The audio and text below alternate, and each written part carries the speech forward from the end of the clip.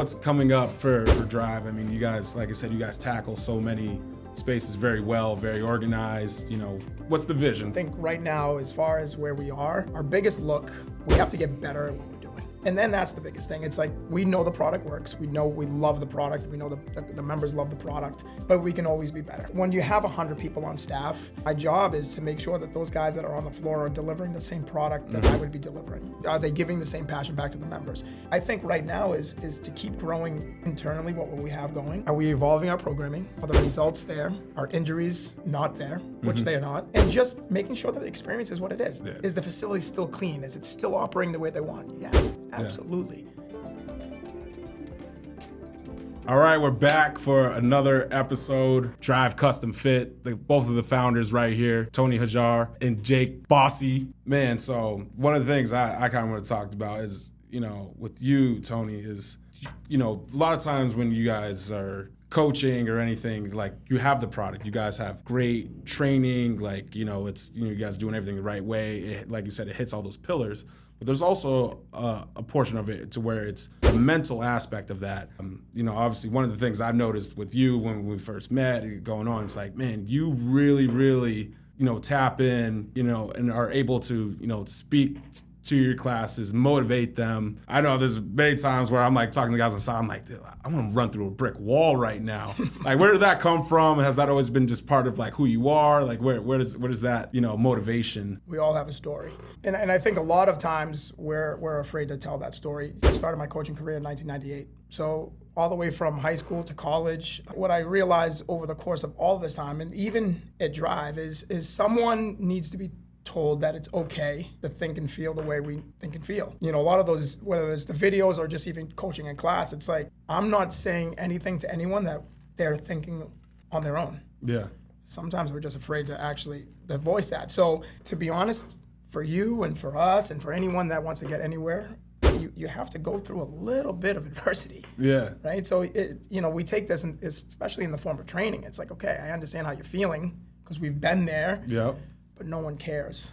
Yeah. No one really cares. And as much as we want to complain, we live in a world where we're sabotaged by these fake avatars of ourselves, right? Yeah. And it's like, just move forward. Yeah. But that started way back in coaching. Yeah. I had this one team at Merrimack that I coached, lovely group. Yeah. They ended up going on to pretty much own every single record in the college, all Americans. I mean, they did everything. But let's be honest, I was coaching in a college that wasn't giving the financial budget to get the kids that we needed to get. I had to basically do a lot of visualization and mental training to allow these girls to believe they were better than they were. But mentally, I was able, and this is back in 2013, was able to get these girls to believe that they were so much better. Yeah. And it was just by continuous reps and just reinforcement. They ultimately did groundbreaking stuff. But yeah, I mean, that started a long, long time ago. Yeah. And it's all our coaches are demonstrating that. Right? Oh, They've absolutely. all have a story, and we talk to them at length, and it's like, okay, hey, when you're teaching, teach that. Telling them, the story, like, it's okay to be afraid to vulnerable, talk. but it's also at the, like, hey, like, it's like, we know it sucks, but like, who cares? Get better. Like, why did you come here? I always love when the trainers, everyone says, like, remember the reason why you came here. Yeah, of Like, course. when they say that, I'm like, damn, you're right. Like, those words, those little things, like, that's everything. Yeah. That's everything. And I could tell you that you guys make it a point through your whole organization to make sure everybody is, is teaching that way, talking that way. We all have the same issues. We all go through the same stuff. Yep. It's all the same. Drive being the catalyst to tell people that, hey, it's okay. Especially we live in a world where mental health is an issue. Yeah. Right? We self-doubt. We're sabotaged. Again, I'll go back. We're told what we're supposed to do and not to do from everybody else. Yeah. It's okay to understand and listen, but I always say it, no one knows you better than you, right? You know when you were in the best shape of your life. Yeah. So who am I to tell you how to get back there? Yeah. You've already been there. Yeah. Right? And we're just giving these people, runway for that. Oh, that's incredible. Especially, we're talking about like, the business acumen and, I could see, you're, obviously it's a collective thing, but I could see kind of like your footprints all over that, especially the scale from something that started with, at the beginning with 200 members to 2,000. Like where did that confidence come from to be able to grow? Is it just because the product was good and people kept coming back? It gave you the confidence to keep going, keep pushing the limits. And I think you were talking about how like when you guys started, nobody was doing those early workouts. Like you kind of get into that. First of all, every day you have an opportunity, Yeah. right? You can either momentum shift up or you can momentum shift down. Yeah. And, we just wake up every day and say, we're going to momentum shift up, no matter what. Yeah. Okay. So, with that, it brings a certain level of confidence to deliver, a business model that is structured, it's sustainable, and it allows for scale and evolution. Yeah. And, when you look at, the growth from 200 members to 2,000 members, every day is a learning experience. Yeah. There's been a lot of black eyes and bloody noses along the way, for sure.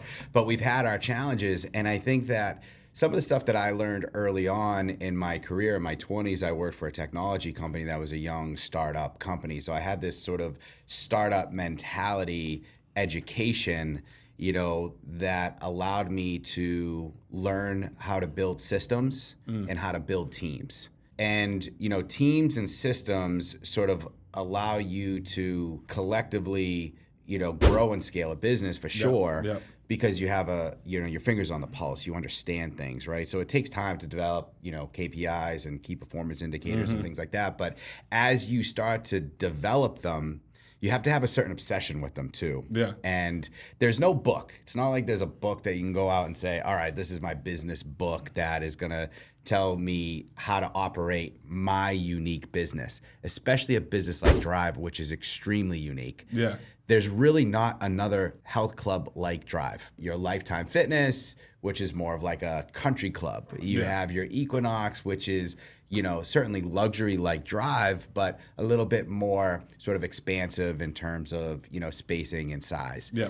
And then in between an Equinox and your, sort of boutique fitness, there's really nothing there except for Drive. Like that's sort of our wheelhouse. And that's how we sort of visualize changing the industry with sort of our layer of the business model. There's no book that we could read to, train us on this unique landscape. So we had to develop it on our own. So developing what's important to the business and then utilizing that data plus heart, you need the heart, plus instinct has really allowed us to sort of evolve and maintain the, community environment, work really well together, grow our team, build our team, and do that with confidence is really, the perfect complement to such dynamic and effective training programming. I mean, one of the things I notice is you guys like listen to your members. You're always asking like, hey, is there anything else that we could do? And I know you're analyzing that. I'm like, okay, they're saying this and this. You're always asking for feedback. And a lot of times with feedback is when you could, start. You have to listen. You have 2 ears, right? And one mouth for a reason. And you have to listen to what the needs are of the members and of your team as well. And so I may not teach as much as I used to. At one point, it was Tony and I doing all the classes, and I was teaching, 2-3 yoga classes a week, and teaching 5-6 fitness classes and doing the boot camps and the training and all that. And my role has evolved. I took on the role of CEO, and I'm responsible for Money in the Bank and the brand identity and the direction of it. But I still am present downstairs. You'll see me every single day working out with our members. Maybe I'm in class with them or I'm on the floor, but you'll see me behind the desk. You'll see me communicating, and that's what I'm doing at that on those moments is I'm listening. What is it that you need? What is it that you want? And I'll do everything I can within my power to deliver that. And so listening to what the needs of your membership base is imperative to the to the growth and of the business. Every great business does that. They're always looking back, like you said, listening, searching for constant improvement. We grow 18% every year in terms of our membership. Our utilization is higher than it's ever been. We've got a 98% retention rate. 98% of people stay at Drive. And we're really proud of that. We're excited that our people and our team are delivering such great fitness products or services that people are continuing to come back. We're excited that our service team is servicing our customers in an A+ way. They smile, they know your name, they know who you are, they know what class you're taking. Our maintenance team, these guys are there at 4 a.m, and they are hustling and grinding all the way through. All day. You know, what's next for Drive? When we can deliver that same experience, that same level of premium experience, then, you know, our mission is to grow our community. Yeah. We want to expand the community. There's no doubt about it. But again, our focus is in Salem, and you know, there's a lot of opportunity out there for growth and expansion. Yeah. I think we might have to have another podcast. Yeah. And Absolutely. we can talk a little bit more about that. But you know, there's that environment, and then there's our sports performance environment, which, you know, we run Elite Volleyball Academy, which is growing very, very rapidly.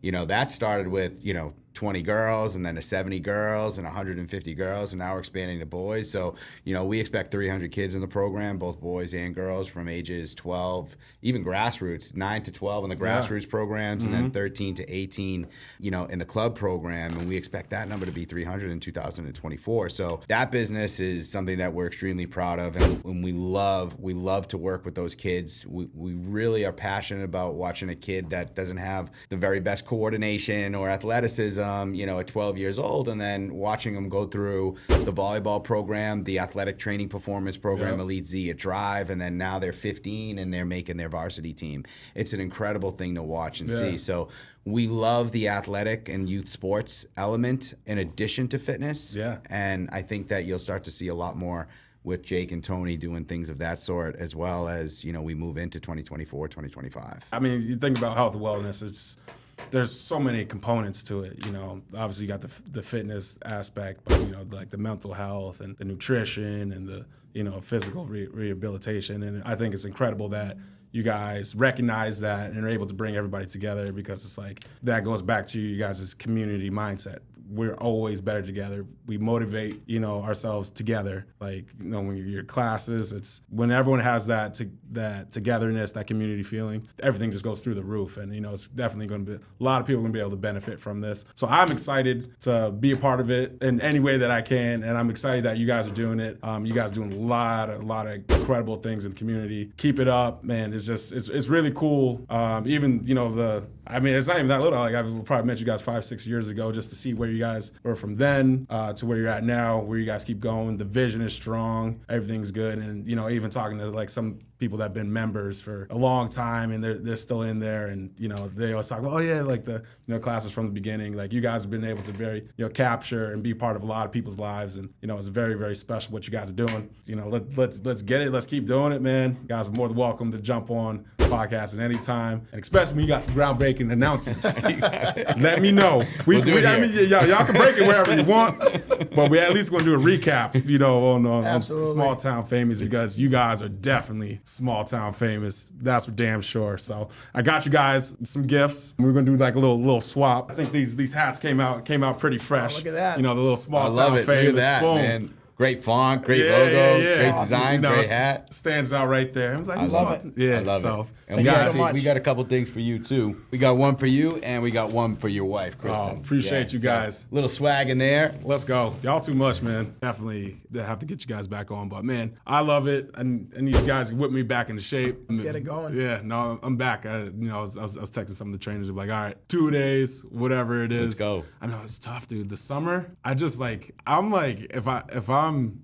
somewhere, like, I got to enjoy it. Yeah. And well, this is the time, right? Yeah. September. It's just the kids went back to school today. We're rolling into September. Yeah. This is the time where, you know, everybody changes routines, so that the shift starts to happen. So I think there's no better time for you to get your ass back in a drive. That's the transition, though, Kendall. You know, you work through the winter, through the fall, through the spring. Yep. Enjoy your summer, because your kids don't get younger. Very true. Right? So again, you don't want to neglect that, and then you get back to it in the fall. They get back into their schedule. You're on your schedule. Go. And then we do it again next summer. Yep. And then we have this conversation again next year. Let's go. So it's super cool, man. Well, hey, thanks for coming out. I know you guys are busy. You got to do your thing. So Thank you, Kendall. Yeah. Appreciate you. Thanks for coming on out.